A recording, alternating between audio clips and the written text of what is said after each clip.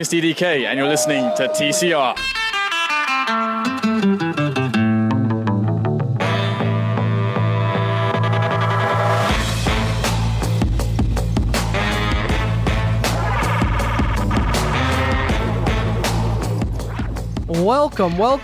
Welcome back to the show, everybody.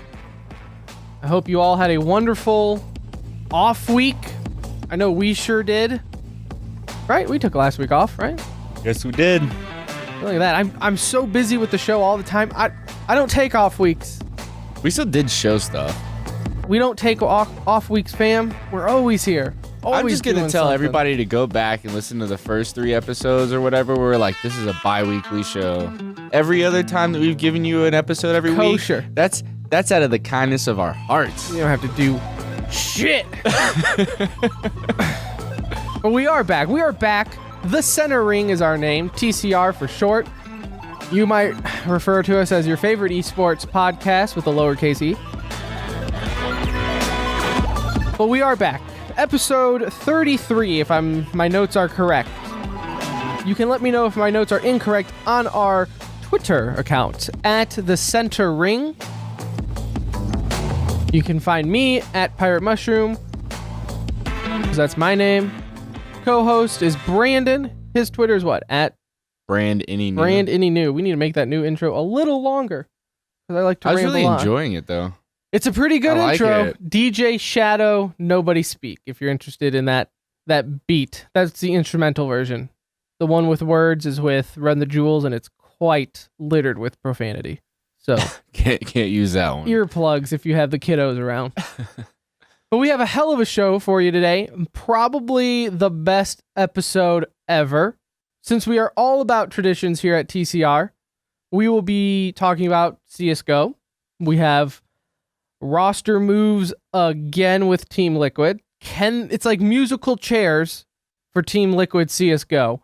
We wanted to discuss that. Also, we aren't going to go into a full-on major preview just yet. I think we're saving an episode where we just break that bad boy down 100%. But we did, the groups were announced, so we'll touch on the groups. I don't want to do predictions just yet, but it's worth mentioning. And then you have tons of stuff coming up at the end of the show for E-News.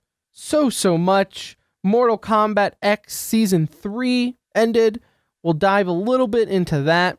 To start the show, though, something we don't talk about a whole lot, probably not enough for how much I enjoy watching it, but just let's face it, there's people out there who know more than we do on the matter, but that's Dota 2. You had a major this weekend, so of course we at least have to bring it up.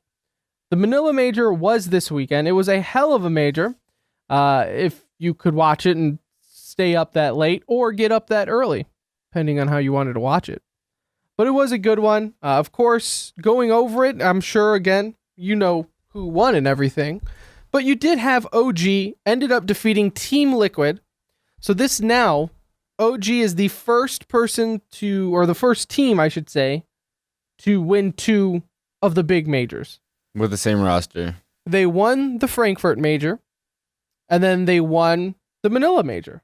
In between, you had Team Secret, which I will touch on here in a second because the Team Secret EG storyline is fascinating to me, and it's a mess. But we will touch on that in a second. So OG ended up taking it. They ended up beating Team Liquid. Team Liquid is the runner-up darlings of the Dota 2 world. They came in second place against Team Secret at the Shanghai Major, and also same score, 3-1 here. To my surprise, though, I mean, I will give credit where credit's due with Team Liquid because I honestly didn't think they were even going to make it to the grand finals in this one, partially because they were sent to the losers bracket very, very early on in round 1 against MVP Phoenix. They were sent to the losers bracket and had to fight all their way back up to the grand finals. So looking here, they lost to Team Liquid. Then in lower brackets, round 2, they beat Complexity. Then they beat Na'Vi. They beat Fnatic, arguably one of the best teams. Then they beat LG, arguably one of the best teams. And then they beat Newbie, which Newbie was the only one in the losers bracket to even take them one round, which was shocking. They were up 1-0 and everyone was like, this is it. this is where Liquid's going to drop the ball in the loser's bracket and be eliminated by Newbie. Not the case. They came back and won 2-1, and then everyone knows how the tournament ended against OG. Now, I say it's surprising that they were able to do all of that through some of the top teams in the world. Don't let that confuse, though, that Liquid is also, according to Gosu, ranked number 1 in the world. According to GosuGaming.com, which I feel like is a pretty reputable source for world rankings. Wouldn't you agree? I use it. So Liquid ends up going into second place again. The finals for me, I don't want to break it all down because, like I said, everybody knows how it happened. But they ended up... So the thing with MOBAs, and you can talk about League, Heroes of the Storm, insert any MOBA, it can be won and lost in the draft. That's what, out of the games, in the finals, specifically in the finals, the only game that Liquid managed to take in that first, where they actually had a scoreline of 38-10 kills, and OG ended up GGing at about 37 minutes, I think it was. Out of those games, that's the only successful draft that Liquid had. After that, OG drafted so much better than they did for the rest of the games, and it just steamrolled them. And that's, like in the first game, Liquid really oriented their draft around vision. They had a lot of vision in the first game, which can help to a lot of ganks, right? Which can help to a lot of off-balance fighting, buybacks. So now you have the economy out of whack. And that's one way that you can dwindle a team down, like OG. But like you said, other than that, they essentially were getting roasted all the way through. I know in game 4, rather, OG's Bat Rider was having crazy lassos that was really like that can ruin your night. Is when you have a plan going and then all of a sudden you're lassoed, getting lifted halfway across the map, and then you're done before you can even react to it. So that's one way that OG was able to just come out over Team Liquid. And so this is my question to you. All right. And I tweeted about this, so maybe you can let me know, listener, singular listener, because there's only one of you out there. There's two. Our moms don't know count. them. We know them both. We met one of them. Yeah. Anyway, question. Questionable. So, in this atmosphere, right? Like, we were competitive gamers at one point in time. We played at tournaments. We were semi-pro. Now in Dota, they call GG, like you said. Rarely do you see the core actually destroyed. Like, there's never a base race. Hardly ever. Rare sight to see. Right. Because people will just, that's what it is. It's kind of, all right, we know we've defeated. Call GG. We'll move on to the next game. Could you find yourself, though, doing that in the grand finals? I wouldn't be able to do it. Like, you have $1 million on the line. Now, so OG won $1 million, Liquid won 400,000. Still a nice purse. $450K, yeah. But, not I don't $1 million. But the problem is it's so ingrained in Dota's, like, that's Dota. Even if it's like a pride thing, like with me, and this is why I tweeted, like, you would be hard pressed for me to even work up the nerve to type GG, to admit defeat like that. I'm going down fighting. It's all right. So like if I talk about I don't blame my Liquid, personal, like you said, literally everybody does this. Yeah. If I take my own personal feelings into it, if you would have asked me 5 years ago if I would have ever GG'd in a competitive game, I would have told you no. Like I would have gone down fighting. Well, that was always our rule. No matter how bad we're getting beat in Halo 2, never quit early. Yeah, like that's frustrating. Play to the whistle. Now I'm at that point where I'm like, it's like just playing Overwatch. If I see a game that goes south super fast, I don't have the energy to. I make you play to the whistle. I would GG. I make him play to the whistle. Point. You never know. Maybe you get that one kill, right? Maybe Liquid was one kill away just to throw everything off. But now we'll never know because they called GG. And at least, like I said, you can't have those kind of swings in Dota. $500,000, $600,000 on the difference. Play to the whistle. Like you play till they destroy your core, just as a pride thing. Come on. I wonder how much longer the games would take. 30 seconds. You think it would take that much longer? Yes, because like I said, realistically, they call GG when it is. I mean, like OG tried a couple times to defend in game 1 and ended up GGing once they realized that the defense wasn't working. I mean, it's very obvious. Like you said, you get that feel, and especially when you're at the level they are, you pros don't make the mistakes that you need them to make to come back on. Yeah, those. you're not pugging. So yeah, it's not. I can understand it. I understand it. I'm just saying, me personally, hard press to get me to do that. One of the main other storylines, though, for this major, for me, the lack of North American presence going on right now. What's new in this scene here? And honestly, it's kind of all doing it to itself. Team Secret, which is not North American, but has North Americans on the team, however you want to view it. Team Secret, though, a team where they won the last major, right? They won Shanghai not 3 months ago, literally 3 months. That's how long it's been since Shanghai, where Team Secret won and was known for being one of the best teams in the world.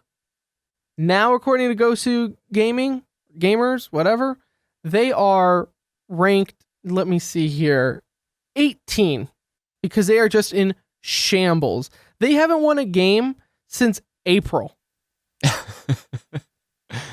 Now, keep in mind that's only 7 because Dota, they just don't play as many games as you're used to. Were they not considered a bit of an underdog at Shanghai? I mean, I know they won, but they weren't like the team. No, but they had roster moves since then. Yeah. Which was one of the things where you had Arteezy and Universe leave Evil Genius to go join them. And now, when both of them, Evil Genius and Team Secret, ended up being dead last at this major. Both of them. Do you think that's coincidence? Because I don't. You think 2 teams where you had 2 guys leave, just straight up leave, borderline unannounced, to go join Team Secret, and now all of a sudden you're in last place in the major? And now after the major, Universe announced that he's leaving Team Secret again to go join EG.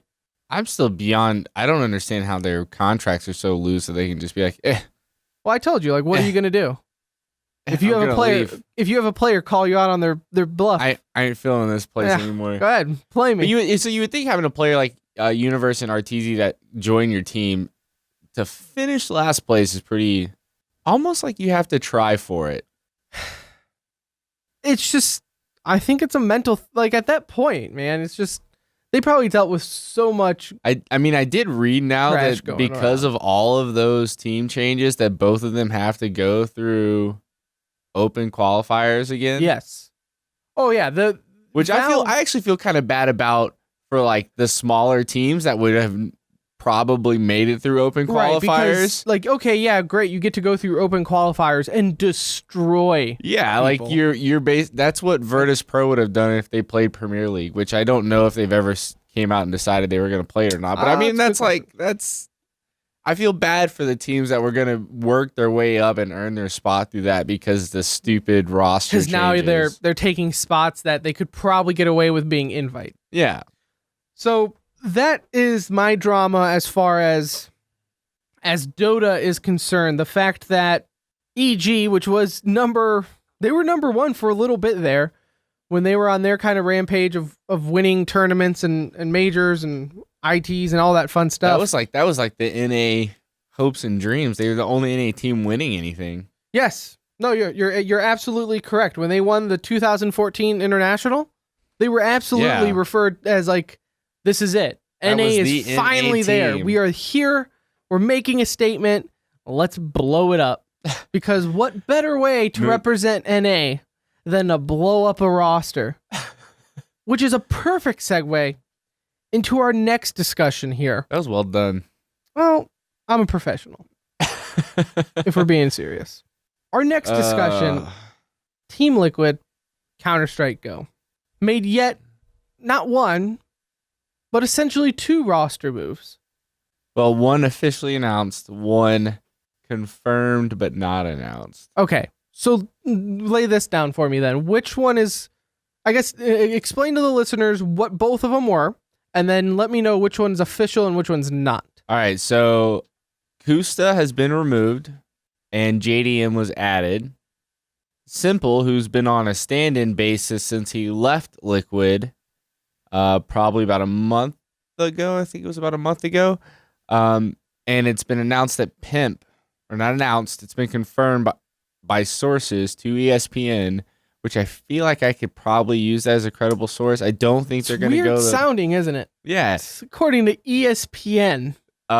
Pimp is going to be taking the official spot after the major. So JDM and Kusta were a swap. Kusta is now going to be playing with CLG, which unfortunately for that team, as much as I was actually really starting to enjoy watching CLG play, that E-League game against Astralis was very entertaining last Friday. This trade confuses me. But to lose JDM and then straight up take Kusta back, something's going on behind the scenes. Like some under the table profit. Because Kusta's not a bad player. He's incredibly inconsistent, where JDM was like the guy for CLG's consistency went. Tarek was good. Tarek had great games, but Tarek was never always good, consistently good. JDM had that going for him. So, I mean, I guess in that mindset, Kusta kind of makes sense because he will be just as inconsistent as the rest of that roster is.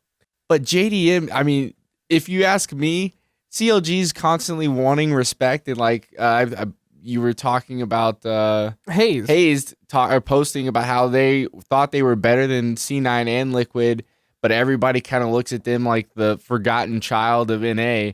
You don't have a chance to make that up now. It's kind of takes the air out of the room when CLG was on the up and up, and now that's their roster, which is so, to me, Kusta is such a lackluster of a name. I know people say that his potential is through the roof, kind of like Stewie 2K, where, hey, right now, yeah, he's working on it, but just give it time. They're young. Here's my deal. Do we have that patience, though? Here's my deal with that. So Stewie 2K has kind of found his stride with Cloud9, right? I feel like we tell ourselves that these young NA players have potential because they're not good. And what I mean by that is, like, we've constantly talked about the NA talent pool being super shallow. Now that we're like at the bottom of it, trying to find like the pebbles of skill left at the bottom of the the puddle, the only way we can make ourselves feel better about having to pick up these players for these teams like Kusta and Stewie is, oh, they're young, they've got a lot of potential, they can be good one day. But I don't feel like any of them are able to seriously contribute to some of the teams that they're on. Well, and the also issue with the one-day statement is fans don't have the patience, and organizations have about half the patience that we do. So, I mean, Team Liquid alone, we counted it. Seven roster moves since Fugly. Roster. So let's look since Fugly's departure from Team Liquid. I have them written down here. Fugly left. They added Simple. Adren left for Kusta, but Adren had to come back for the major.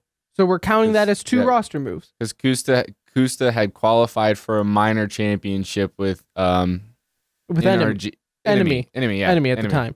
So, which is now Selfless. But looking there, we're counting that as one roster move, right? A roster move to us is anything that changes your mental landscape as a player. So if Liquid had to think of a different way to approach a game because now they have a different member on the roster. Then after the major, Simple left because Kusta was coming back on, which was the plan all along, right? No. The original plan was to drop Adren for Kusta. That's right. But Simple got upset at it because after the major performance, he enjoyed playing with Adren more, and Adren rifling gave Simple the opportunity to opt. But when Kusta came back, they're like, "You're not opping anymore." And there's that whole drama about him wanting to boot camp in Europe and history, and then he left. Right. Okay. Went back to Russia. Right. So Simple left. And Kusta was on the roster full time with Adren. Right. Who he was originally supposed to replace. Yes. And that's what I was forgetting was the mess of Simple leaving. Yep. Adren was still on the roster. Kusta came back, which was a mess to begin with because now tensions are awkward there when you're essentially playing with the guy who was going to take your roster spot. Then Adren was recently, 2 weeks ago, officially announced like he is gone. Done. No longer even on contract. Done. Anyone can sign him. He's a free agent for as long as the organization is concerned. So now they announced that Simple's returning as just a temporary piece to the major. Stand-in, yep. He's a strict stand-in for now. We'll see. We'll see where that takes them. Because success can do a funny thing to decision-making. I mean, but the things that Simple was complaining about haven't been fixed. No, and this is right, and this is where I was getting at. So if they do decide to keep Simple over Pimp, who is supposedly the guy coming in after Simple's gone, because JDM took over Kusta's role. Well, JDM's an opper.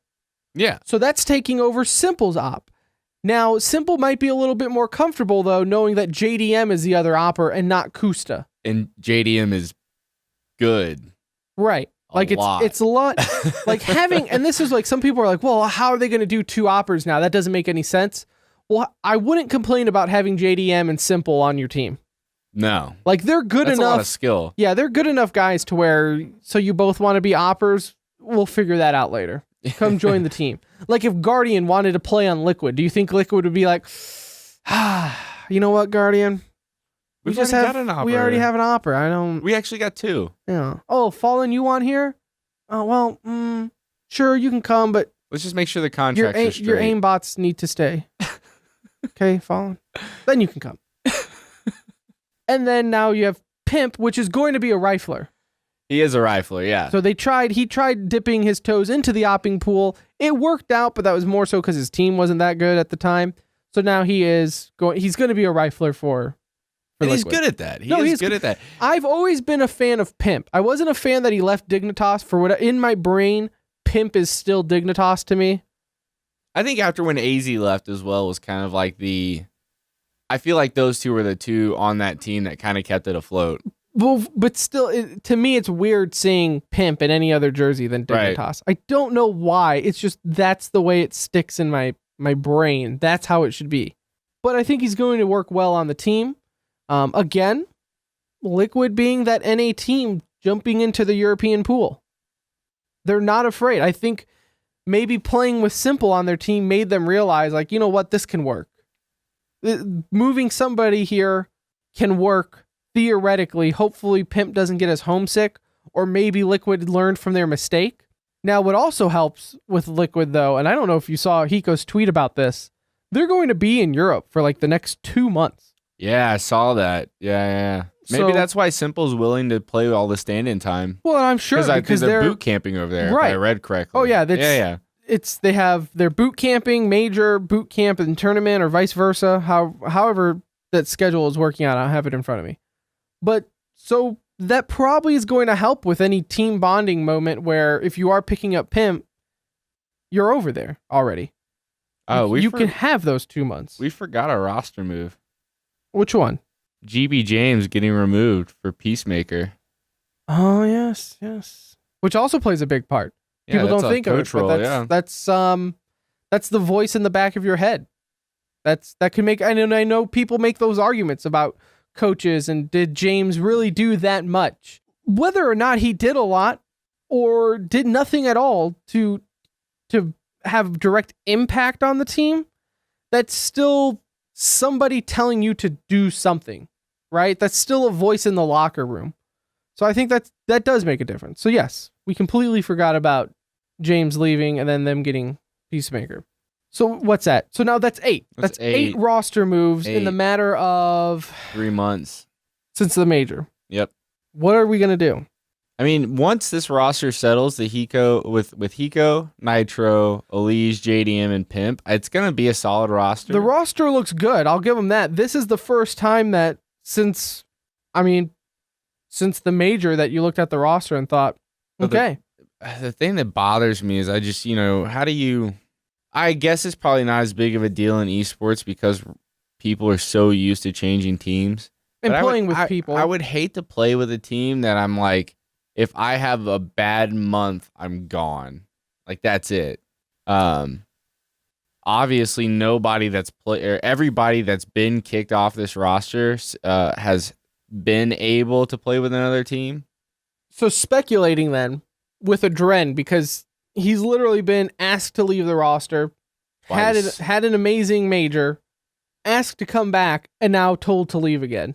So there's two questions here. He is definitely giving the middle finger all day to Team Liquid, right? Like that guy is not happy. B, though, do you think he was released because of his lack of performing, or do you think that's more of a I'll call it a locker room attitude?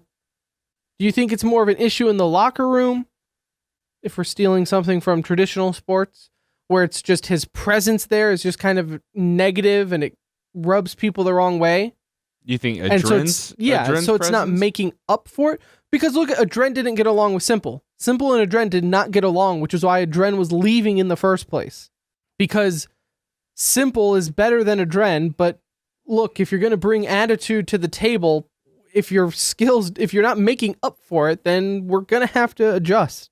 I think it might be a locker room thing, but I don't think it has anything. I think it's much less to do with Liquid or with Adren and Simple as it does with Hiko and everyone else.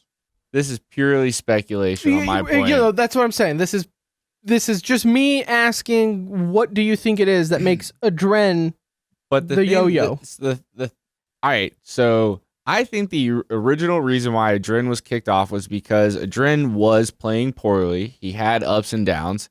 He did after the major too, to be fair. Right. So he was playing poorly.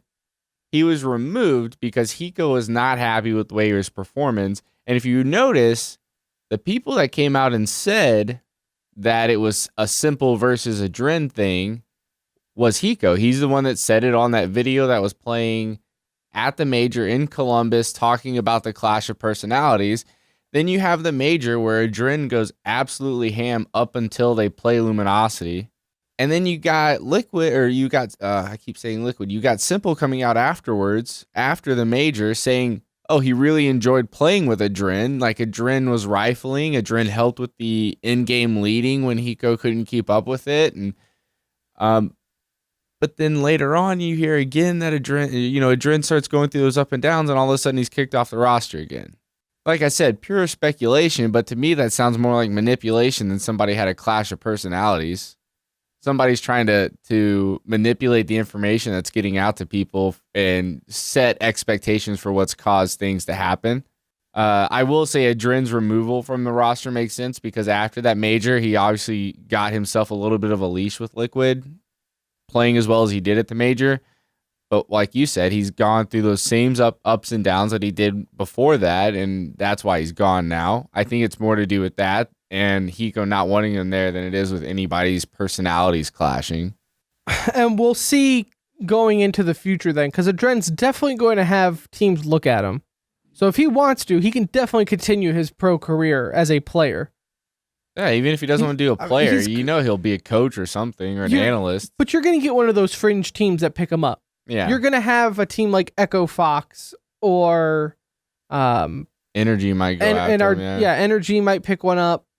You're going to see teams like that, I think, go for him. I would say Optic Gaming, but they are playing really well. They actually qualified for the major. Speaking of that major, you have the ESL 1 Cologne groups were announced. Heaven forbid if you have to look for them because they're not on their website. Why would you put it there? Because it makes too much sense. Why would you want to put it on the website? Too much sense. One team that you will not see there, though, is Cloud9. They lost to G2 in the qualifier in a most depressing manner. So G2's been going off. So G2 is I don't want to get into a preview. No, Stop me before we get into a preview. All right. But G2 scares me because not only do they mess up every bet that I put on.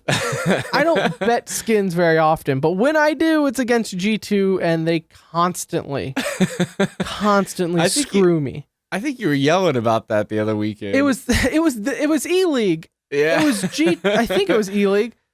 G2 against Luminosity. And I was like, done. And Luminosity lost. I was like, you gotta be kidding me. Or was it Luminosity? Well, it was a Luminosity game. I don't remember if it was against G2. I may be misremembering that part. It just G2 nonetheless. They hurt me. But they scare me because they're good. They can be amazing, and then they can, look like G2. Shocks has decided to remember how to play Counter-Strike. Well, but I digress. The team depends on him. Yeah. Shocks and Scream both. Yep. The team depends on them, no doubt. But looking at the groups, again, no previews. I'm just going to read them off here because they were announced. Group, I guess they don't have the actual group names. But in one group, you have Liquid, VP, Mousesports, and Envious. In the second group, you have Luminosity, Fnatic, which we were going to bring up in E-News at the end of the show, but Olaf Meister is back. He's back this week for E-League, and I'm going to assume that means he's back. I'm assuming unless some complication happens. Was he? Where's it? Crims. Who's the one that got nominated for Esport Player of the Year or something like that? One of the two. Anyway. So you have FaZe and G2 is all in that. That group's actually going to be really fun to watch. Luminosity, Fnatic, FaZe, and G2. That'll be a good one. That has chances of upsets. Group, I guess C, you have Astralis, CLG, which kind of not that exciting anymore. Oh, no, JDM. How is JDM playing? So this is what Liquid? I was wondering that, and I just didn't want to ask to sound stupid. Hiko tweeted out and said that JDM is on their roster for the major. For the major. No, he definitely did. And I was confused as well because I was always under the impression that teams you qualified with is the team you had to play with, which was the whole reason why they did that. The only thing I can assume is because they're both in the major, it's okay. Maybe that's why they did a straight swap. Because they're both in the major. Because they're both in the major. And it's like, well, I guess both teams were there when they qualified, so sure. Because they were both legendary status going into this. They both pre-qualified from getting into the playoffs in MLG. So that's the only thing I can assume. But then you have Gambit Gaming and Dignitas. Then the fourth group, you have Navi, NIP, Optic Gaming, and Flipside. So overall, very exciting. Not nearly as much NA presence in this one when all you have is Team Liquid and CLG. Okay. NA, Optic Gaming. They're Canadian, but whatever. All North. At least they're actually North America, not like Luminosity. So I think that is going to be a very fun major to watch. But again, that's not for another 3 weeks. So we don't want to preview it right yet. We will. But I want to dedicate a whole episode to previewing that. Maybe just maybe a bonus episode. Maybe when we get our studio set up, that can be the first actually video streamed live show. No promises though, because knowing us, let's do it. It'll be, we'll procrastinate in a year and it doesn't matter. You know what? I could promise it. I still don't care. So we could still just bypass it and move right on from there. But other than that, what else do you have for the Liquid moves? Anything else on the horizon that you can see? No, I was hoping I could figure out how JDM is playing with it, but I don't see any information on that or easily available information. So that is the key. Yeah, easily available information. All right, let's just move on to E-News then. It's kind of a bulky E-News because to be honest, we actually were going to talk about a third topic. But we're like, maybe not. So we moved it to E-News, and so we're just going to talk about it. First topic of E-News is the fact that Heroes of the Storm, we kind of talked about it, I think it was last episode, where MVP Black was talking about leaving the scene. They were just basically going to hang up their Heroes of the Storm hopes and dreams. MVP Black being the number one team of the game. Well, now in the shadows of that, Cloud9, a top NA organization and a top team in Heroes of the Storm, arguably number 2, has left. They weren't even saying they were thinking about it. They have left. What happened was Cloud9 failed to qualify for the NA Summer Regionals because Niantic and Gale Storm ended up eliminating them from the NA Summer Regionals, which was basically the two upcoming North American teams. Right. Gale Force. Did I say Gale Force? Mm-hmm. Okay. So now Cloud9 ended up just dropping it all together. Not a whole lot of, they announced it on their website, but in the statement, there wasn't a whole lot of like information. I don't know if you read it. I read a bit of the statement, but I also very generic. I looked up, they basically said that the Twitter accounts for the players are going to be the best place to get information about what they're doing forward or going forward. 3 of the players are just going to test free agency and see if they can find another team. One of them is actually retiring to go back to school, I suppose, is what I garnered from his tweets. But other than that, though, it was a very, very basic, just we're dropping the team. Thanks for everything. Wish you the best. Good luck. So, which leads us to do what we do best, and that's speculate into thinking. My theory is this is more of Cloud9, the organization, saying, we're cutting cost. Like, we can't drop our CSGO team entirely, and they're not making us money. Even when you guys win tournaments, there's not enough money in HOTS to support it. So we have to drop the roster. The game's not that popular. I don't want to make that argument because you're just not going to convince anyone of it if they think it is. But Cloud9 is no longer a HOTS roster. Okay? Now you have Niantic and Gale Force being the 2 North American teams that are kind of top dog. Like, they're going 1 and 2 back and forth every time. My piece with this is that, like, I was watching the tournament this morning, and it's just kind of awkward, if we're being honest. It's awkward coming from someone who played Heroes of the Storm a lot, watching it now, and I feel like I am just watching a dying game. Like, just, there's really no other better way to put it. And like I said, I don't really want to make an argument saying one way or the other and go into whether or not it is dying or isn't. I'm just looking at it for what it is, where you have Cloud9 and MVP Black thinking about leaving. Cloud9 did leave. Okay. Blizzard, yes, it's backed by Blizzard, so it's always going to be there. Don't get me wrong. But as far as like these updates that they did, like, they're finally adding now a season. Like, season 1 is finally coming a year after the game has been released. They're finally doing all these updates to kind of get people back. And I know people are saying, like, oh, well, they need to advertise again and get more people in there. Well, here's us, like me and you. We played literally every day. We got on Heroes of the Storm every day and played for hours. Our issue was never coming back or anything. We were there. Keep the players that are there. How about you try to interest them? Blizzard killed their own game. What are we doing now that we're not playing Heroes of the Storm? We're playing Overwatch. Cloud9 has the best. It's not even arguable. Has the best Overwatch team right now. Like, a team that has made other top teams look just dumb.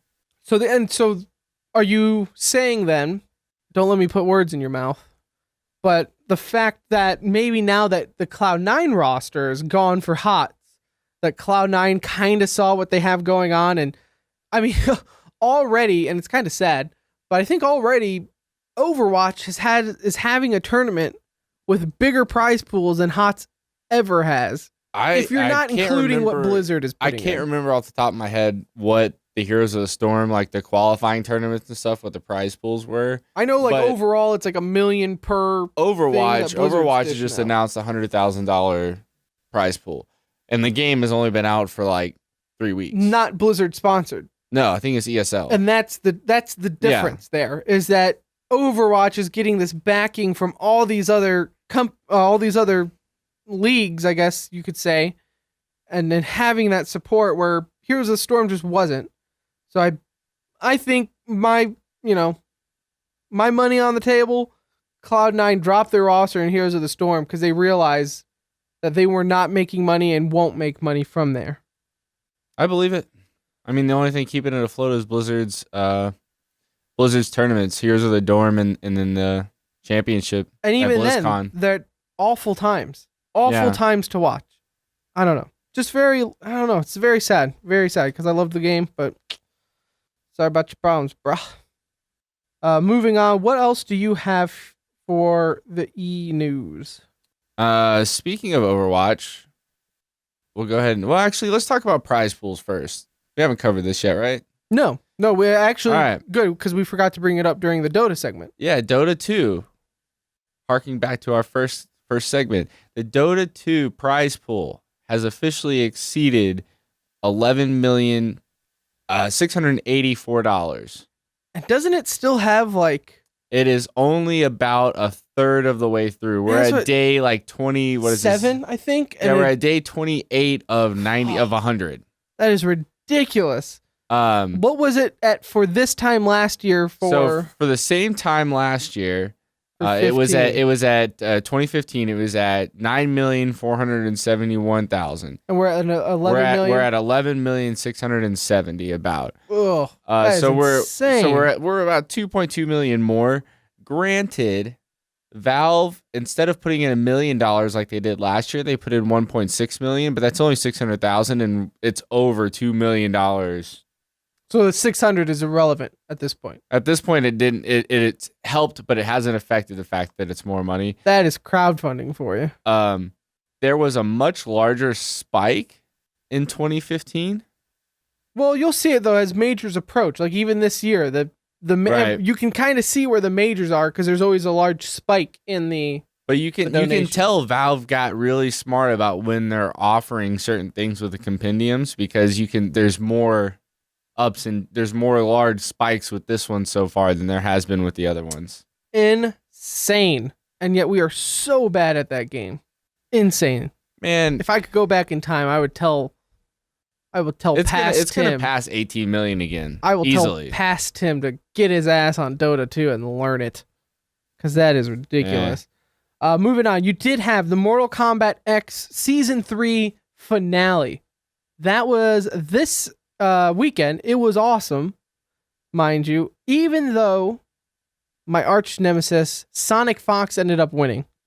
So this is his not only his second, but it's his third. He had the three-peat. He's won Season 1, Season 2, and Season 3. All of them. And you have, I don't know if you have the number in front of you, but didn't you say he's like top all time for winnings? Yeah, he topped all time. Which makes sense if you win Season 1, 2, and 3, right? Mathematically, that makes sense. But Sonic Fox is... I want to say Sonic Fox is like 240K. It's not a lot. It's right. It's not a lot. But he is the most winningest Mortal Kombat player. And for those who don't know, the reason I really am upset that Sonic Fox won, despite him being American and beating a Brit, is he drives me up the wall. Absolutely insane. He's amazing, right? Hands down, best player in the game. Can't argue with him. Even though now he plays Alien, which is, to me, a very cheesy character. Is it like the Ice Climbers? He knows it. He knows it because there's some BS moves you can do with him. It's the Ice Climbers. It's just, and he has cheesy moves. And he even said it. I don't know if it's in the piece of audio that I'm about to play, but he even says it. He's like, I know some people have an issue with Alien, but whatever. So, whatever. But mad respects for Sonic Fox, despite his stupid ears and tails. But here's a little piece of audio. This is him just saying thank you and everything here. So I want to first give a shout out, first of all, to everybody coming out here. I mean, guys came, made this event happen. And shout out to obviously NetherRealm, making this whole thing happen. The ESL staff for being so kind and, not making me starve. Mike Z up there in the crowd. Actually, I love him. He was here with me. He's covering up. He was here with me, the whole crowd. My brother and cousin and his friend Trey, all over there. Shout outs to you guys for coming out and supporting me. My family back at home, obviously the furries, Skullgirls community. Hold up. Do you think that was the first time in any thank you speech furries were mentioned? Furries was brought up. Probably. That's the whole reason I just played that 30-second clip. It's for the very end where he's thanked. Now our conversation from earlier makes sense. Got it. It's too much. It's too much. As I had on Twitter a discussion this week. I just need Sonic Fox to get off my lawn. It's just, I don't need my guys to wear furry ears and a furry tail while he's competing. I don't need bits, all right? Esports itself is enough of a bit. I don't need them to be bits. Just be normal, please. For my sake, I just have a very hard time rooting for him. I want to like him because I love Mortal Kombat, but I find myself in a tough spot when he is the top of the game. Well, let's see, what else did we mention? I already mentioned all of Meister is returning. That's exciting. And one thing that's a bit odd to me, Team YP is signing an all-girls roster to compete in League of Legends.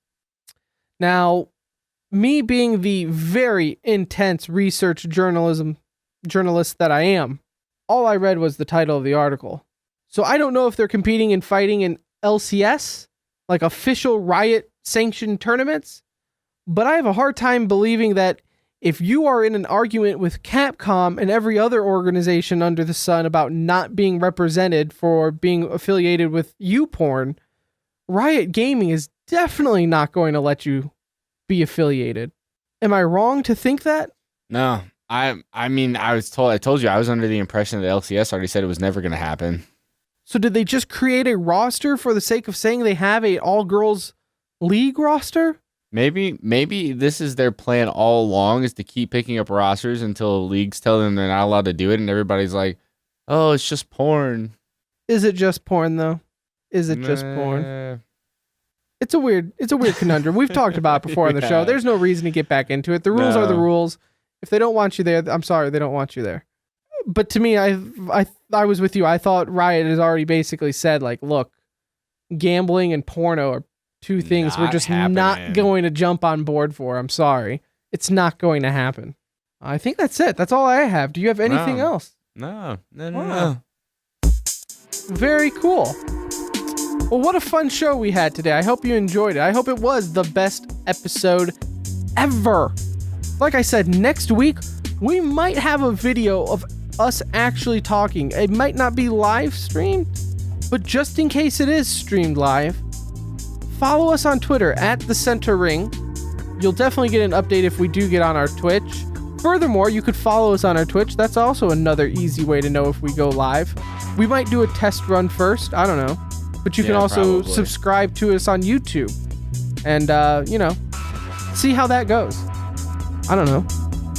You could be old school cool like me and only listen to the audio still, because that's still going to happen. But we'll see. We'll see what happens.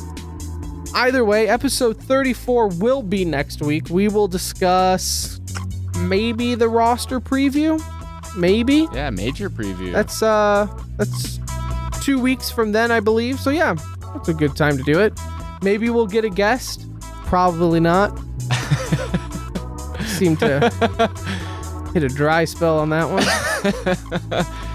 We peaked way too early. Yeah, we did, man. We hit hard. Anyways, thank you so much again for listening. My name is Tim. You can find me on Twitter at Pirate Mushroom. His name is Brandon. You can find him on Twitter at Brandon Excellent. You can always follow everything to do with the show on our website, tcr.gg. Until then, keep an eye on the Twitter at The Center Ring. I hope you all have a wonderful life, and we will see you next week.